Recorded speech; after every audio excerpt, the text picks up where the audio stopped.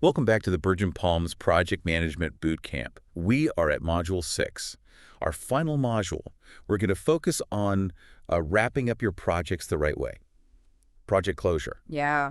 So think of it as reaching the summit after a challenging climb. Yeah. You've put in the hard work, you've gotten to the top of the mountain, but before you celebrate and start your descent, there are some essential steps you need to take. To make sure that your project is going to have that lasting impact, we're going beyond those simple checklists you might find elsewhere, and we're going to reveal the strategic insights that can really make or break your project's success. Absolutely. It's easy to kind of view project closure as just an administrative formality, Right. checking a box, but it's so much more than that. It's really about maximizing the value you've created and setting the stage for future success. Okay, so let's unpack what we actually mean by project closure. It's not just filing paperwork, is it? It's definitely not just filing paperwork. No. It's really a structured process that involves evaluating the entire project journey, meticulously documenting its outcomes, and making sure there's a smooth transition into whatever comes next. So it's not just about ending a project, but about capitalizing on what's been achieved and setting the stage for the future. Precisely. And this is where the concept of project drift comes in, which can happen when closure is neglected. Project drift sounds a bit like a ship losing its course. Mm. What are the implications of this project drift? Yeah. So imagine a project that seems to just drag on indefinitely. Resources are still tied up, but there's no clear direction or accountability. And Right. ultimately, it just becomes this drain on resources and morale, and that hinders the organization from moving forward. So rather than that celebratory finish line feeling, we're kind of stuck in project purgatory. Exactly. And that's one of the key reasons why well-executed closure is so important. It provides a clear endpoint, prevents that project drift, and ensures that those resources can be effectively allocated to new initiatives. But there's much more to it than just preventing chaos. You mentioned maximizing value and setting the stage for the future. What are some other benefits of a really robust project closure process? Well, for starters, it's your final quality check. It's the opportunity to confirm that all deliverables truly meet the acceptance criteria that was agreed upon with stakeholders. Oh, so it's like a final exam for the project, making sure that everything that we promised has been delivered. Absolutely. And it's not just ticking boxes. It involves careful review, testing, gathering feedback to ensure everything aligns with expectations. What are the consequences if we don't do this properly? Mm. Because I imagine there's more at stake than just a few missed deadlines. Yeah, I mean, think about it. If a deliverable doesn't meet those required standards, you risk damaging relationships with stakeholders, potentially even leading to legal disputes or reputational damage. And let's not forget the wasted resources invested in creating something that doesn't actually meet the need. So you've made it clear why this stage is so critical. Now we've ensured our deliverables are up to par. What's next on the project closure agenda? So now it's time to kind of delve into the lessons learned phase, and this is often overlooked. And this is where we shift the focus from the what to the why and how of the project. Okay, so I can imagine, though, some team members might be a little hesitant to dwell on what went wrong, especially if the project overall was a success. How do we ensure this process is really constructive, that it's not a blame game? That's a great point. The key is to approach it with a mindset of continuous improvement, not fault finding. It's about fostering that open and honest dialogue where everyone feels comfortable sharing their observations, their insights, both positive and negative. So we want to create an environment where people feel safe to speak up, knowing their feedback will be used to learn and improve for the next time. Precisely. And the beauty of this process is that it helps us capture valuable knowledge that can be applied to future projects. By documenting those lessons learned, we create this repository of wisdom that helps us avoid repeating those mistakes and replicate successful strategies. So we're building a library of project management wisdom, Yeah. almost like a treasure trove of insights that are gleaned from experience. That's a great way to put it. And this lessons learned register can become a valuable asset for the entire organization to inform project planning, risk assessment, and even team training.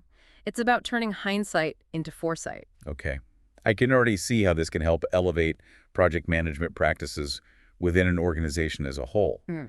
We've talked about confirming deliverables and extracting those valuable lessons.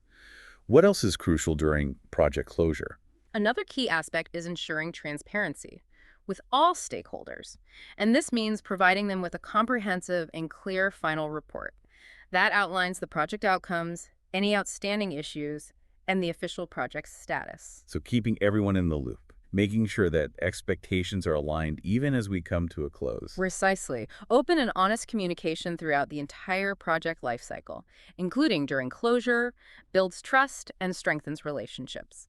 It also helps to manage expectations and avoid any surprises or misunderstandings down the road. Can you give me an example of what might happen if this transparency is lacking during closure? Sure. So imagine a scenario where a project is considered complete, but certain stakeholders aren't fully aware of unresolved issues or changes in scope. This could lead to frustration, delays, and even disputes when those issues surface later on. Oh, it's like trying to build a house on a foundation with cracks. Hmm. So maintaining clear communication channels is paramount throughout this entire closure process. Absolutely. Transparency is key to ensuring a smooth and successful project closure, minimizing risks, and setting the stage for positive ongoing relationships with stakeholders. This has been incredibly insightful. Before we move on to our next section, can you kind of summarize the key takeaways from this module so far? Of course. So in this first part of Module 6, we've learned that project closure is far more than just an administrative task. It's a strategic process with several crucial benefits. First, it ensures that deliverables meet those agreed-upon standards, protecting your organization's reputation and resources. Second, it provides a valuable opportunity to capture and document those lessons learned, creating that knowledge base for future projects. And finally, it emphasizes the importance of transparent communication with stakeholders, building trust and ensuring alignment even as the project comes to a close. Okay, this is so valuable for anyone involved in project management. What are some key questions that our listeners should be reflecting on as we move forward? I would encourage everyone to really consider how you currently approach project closure. Are you dedicating sufficient time and resources to this crucial phase? How do you ensure thorough quality checks? And how do you address any discrepancies? And finally, how do you capture and leverage those valuable lessons learned? By reflecting on these questions and applying the principles we've discussed, you can really elevate your project management skills and set your projects up for lasting success. So far, we've really been focusing on the core elements of project closure, confirming deliverables, gathering those lessons learned, and maintaining transparency. But what happens once those immediate tasks are done? It's not like the project just vanishes, does it? You're exactly right. A project's impact extends far beyond its official end date. Think of it like planting a tree. Oh, okay. The project is the initial planting, the nurturing. But for that tree to truly thrive, we have to think about long-term care and maintenance. I like that analogy. So what steps can we take to ensure that this tree continues to flourish even after the project team has kind of moved on to other things? This is where the idea of a smooth transition or handover becomes essential. We need to make sure that the project's outputs, whether it's a new product or system or a process, are really seamlessly integrated into the operational side of the organization. So we're talking about bridging that gap between the project team that has been living and breathing this project for months, Yeah. and then those operational teams who are now going to be responsible for its day-to-day management. Exactly. And a successful handover requires meticulous planning and execution. It's about giving those operational teams the knowledge, the tools, and the support they need to take ownership and ensure that the project's benefits continue to be realized. What are some of the key elements of a well-structured handover process? Like, where do we begin? Well, first and foremost, you need clear documentation. I mean, this is essential. This might include user manuals, training materials, troubleshooting guides, anything that can really help those operational teams understand and use those project outputs effectively. So we're creating a knowledge base Yeah. that's readily accessible and tailored to the needs of those who are going to be using this on a daily basis. Exactly. But it's not just about handing over a stack of documents. You need practical training sessions. These allow for that hands-on learning. They give operational teams a chance to ask questions and address any concerns they might have. So it's about fostering a sense of confidence Yeah. and competence, making sure that those who are taking ownership feel comfortable and equipped to handle anything that comes their way. Right. And another important element is setting up those clear communication channels and support mechanisms. This could be anything from designating a point person from the project team who can provide ongoing assistance, or setting up a help desk to address technical or operational issues. So we're not just handing over the keys and walking away. We're providing that continued support to ensure that the transition goes as smoothly as possible. Right. And, it's not just about troubleshooting. It's about gathering feedback from those operational teams to identify any areas where the project's outputs might need to be refined or adjusted based on real-world usage. Oh, so we're building a feedback loop to ensure that what we've created remains relevant and effective over time. Exactly. That continuous improvement mindset, it's key to maximizing the long-term value of the project and making sure that its legacy lives on. This all makes so much sense. Can you give us a real-world example of how this handover process might play out in practice? Sure. Imagine a company that just implemented a new software system for managing customer relationships. Right. The project team might develop a series of training modules, conduct workshops for sales and support staff, and set up a hotline for technical issues. They also might schedule check-in meetings to gather feedback and identify any areas for improvement based on user experience. So it's a comprehensive and well-coordinated effort to ensure that that new system is fully embraced and utilized to its full potential. Exactly. And by taking these steps, the organization is much more likely to see a positive return on its investment in the project. This is also valuable. But what happens further down the line? Like, how do we know if the project has truly delivered on its intended outcomes and benefits? That's a great question. And that leads us to another really important element of project closure, the post-implementation review. Okay, so this is like a follow-up appointment with the project to make sure it's still healthy and thriving. Yeah, I like that analogy. It's about taking a step back, usually 3 to 6 months after the project has officially ended, and really assess its long-term impact. What are some of the things that we should be looking for during this review?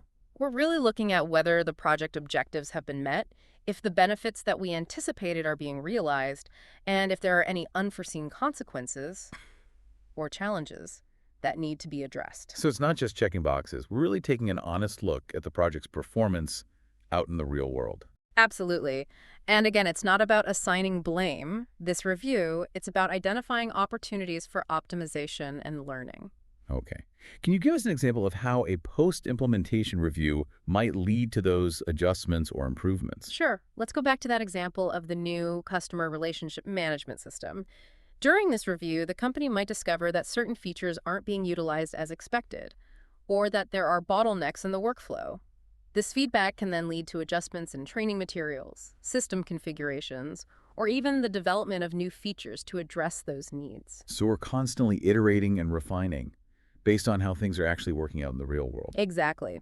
The post-implementation review is an invaluable tool for making sure that project outputs continue to deliver value and remain aligned with the organization's needs as they change over time. Okay, this is all incredibly insightful. Yeah. Before we move on to our final module, could you summarize the key takeaways from this section? Of course. So we've learned that project closure extends beyond the initial tasks of finalizing deliverables and gathering lessons learned. It also involved ensuring a smooth transition to those operational teams. And that involves a lot of planning, training, and support. And finally, it includes conducting those post-implementation reviews to assess the project's long-term impact and look for areas for continuous improvement. By embracing these principles, you can really maximize the value of your projects and ensure their lasting success. This is so crucial for anyone that is involved in project management. What are some key questions our listeners should be considering as we wrap up this module? So think about how you're currently approaching that handover process in your projects. Do you have a structured plan in place? Are you providing enough training and support to your operational teams? And how do you gather feedback and measure the long-term impact of your projects? By reflecting on these questions and using the principles we've talked about, you can elevate those project management skills and set your projects up for long-term success. This has been a really valuable discussion. Now in our final module, we'll bring everything together and leave you with some parting thoughts and some resources to help you on your project management journey. Welcome back to the Birch and Palms Project Management Bootcamp. We're in the final stretch now, wrapping up Module 6 on project closure. We've covered so much. Confirming deliverables, a smooth handover to operational teams, and more. But before we officially wrap up, let's just take a minute to think about the big picture. Okay. This whole idea of wrapping up projects the right way. Yeah, it is easy to get caught up in the day-to-day tasks, but really stepping back and properly closing out a project is so essential if you want to get the most value out of it and set yourself up for success in the future. I think for me, one of the big takeaways has been that project closure isn't really an endpoint. Right. It's more of a transition. Yeah. How do we make sure that the impact of this project is felt for a long time and that the benefits continue to be realized even after the project team has moved on? Yeah, and that really requires us to think about it in a different way. Okay. We can't just view it as an administrative chore to get through. Right. It's a strategic opportunity. So tell me more about that. What do you mean by strategic opportunity? It's a chance to bring together everything you've learned, to really strengthen those relationships and build a solid foundation for everything you do next. Okay. And we've talked about how important capturing lessons learned is. Yes. How do we make sure that those insights are shared effectively and integrated into those future projects? I think it's about creating a culture of knowledge sharing. And that's a big one. It's not just enough to write down what you've learned. Right. You need to make sure that information is easy to find and that teams are actively using it on their future projects. So we need a system where that knowledge flows easily and continuously throughout the organization. Exactly. Maybe that means setting up some kind of central knowledge library or working those lessons learned into training programs. You can even have groups where project managers meet up and swap stories, talk about best practices, what worked well for them. So it's like building up a collective project management brain That's a great way to put it. for the entire organization. Yeah.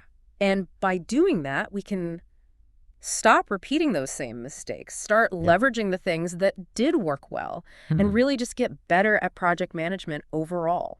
Another big theme we keep coming back to is transparency Yeah.